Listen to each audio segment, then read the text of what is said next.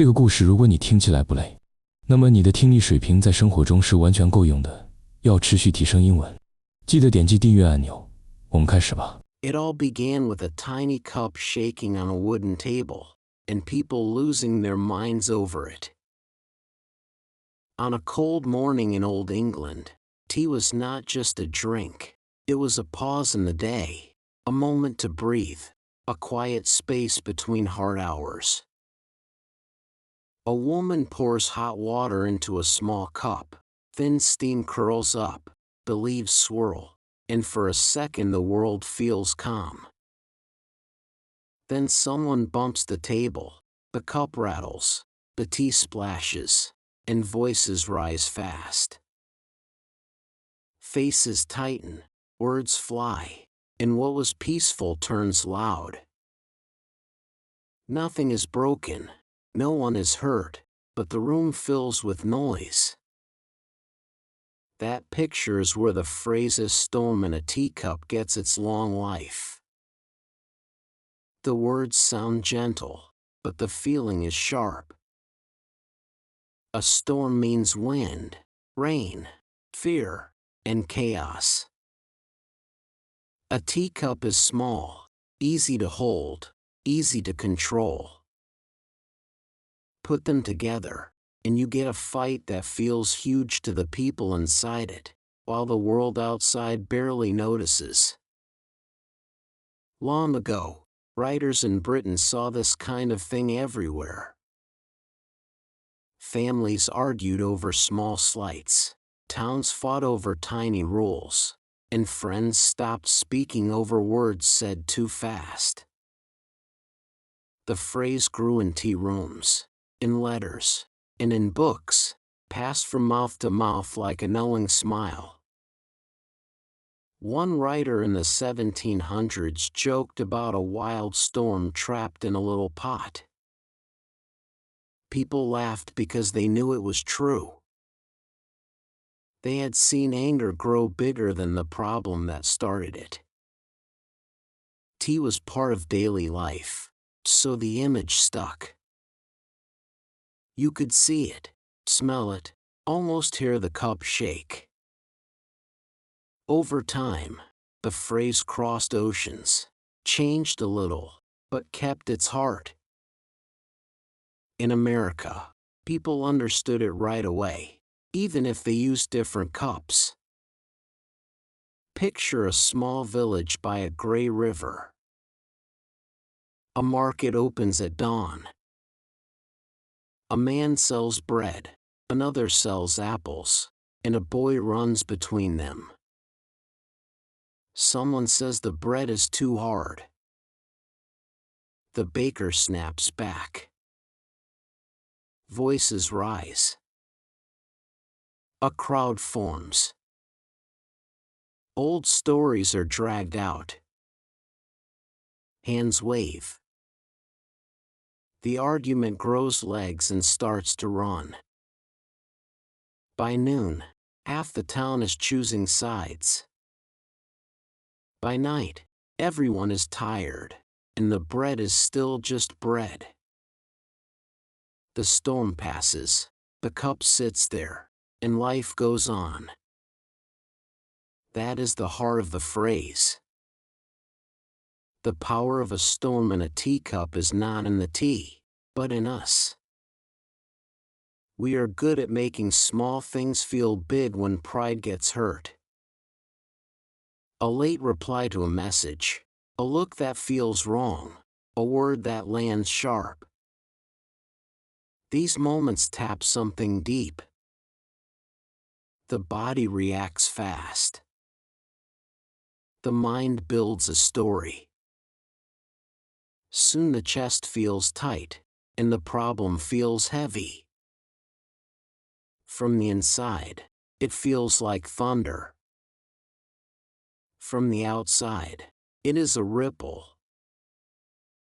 History is full of these moments. Old letters show friends ending years of trust over tiny debts. Ships turn back from long trips because of small insults. Families split rooms over who moved a chair. When you read these stories now, they feel strange, even funny. But in their time, they were real pain.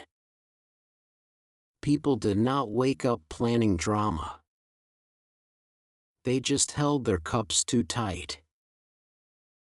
There's a small peak in every storm like this. It is the moment when someone could stop, breathe, and let it pass. Most times, they do not. Words push forward. Feelings want to win. The storm gets louder, even though the space is still small. Later, when calm returns, people often wonder how it grew so fast. The answer is simple and hard. Feelings move quicker than thought. Tea culture taught people to slow down, but it also showed how easy it is to forget that pause. A teacup cools if you wait. Anger does too. The phrase became a soft warning, a way to say, "This feels big, but maybe it is not." It does not shame. It gently points. Another scene, this time closer to us.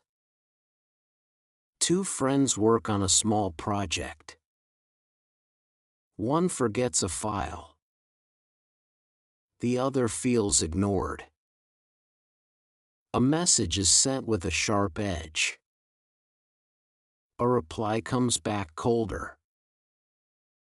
Soon, the project is forgotten, and the fight takes center stage. Hours pass. Sleep is lost. In the morning, the file is found, the mistake is clear, and the weight lifts. The storm fades. The cup is still there. What makes these storms tricky is that they feel important while they happen. The body does not know the size of the cup. It only knows the rush. That is why the phrase has lasted so long. It names the feeling without feeding it. It gives distance. It says, "Step back and look." In old homes, teacups were fragile. You handled them with care. If you shook them too hard, they broke, and the tea was gone. People learned to be gentle. The phrase carries that lesson. Be careful with small things, because your reaction can be the real damage. As the years moved on, the world got louder. News travels fast. Words travel faster. Storms and teacups now happen online, in comments, in threads, in short posts fired off without pause. The cup is smaller than ever, but the noise feels endless. Still, the truth stays the same. Most of these storms do not change the world. They only change how we feel for a while. At the end of the day, this old phrase is not about tea at all. It is about choice. When something small shakes your table, you get a moment to decide. You can lean in and let the storm grow, or you can set the cup down, breathe, and let the leaves settle. Everyone watching has been in that room, felt that heat, and raised their voice over something that later felt light. The next time your chest tightens over a small thing, remember the teacup, remember how easy it is to spill, and ask yourself if this storm is worth the mess. 能以非母语者的身份专注学习到现在，这本身就是很棒的进步。真诚感谢你的观看。如果你觉得本期内容实用，点赞或留言让我知道你的想法，这对我持续创作非常重要。我们下期见。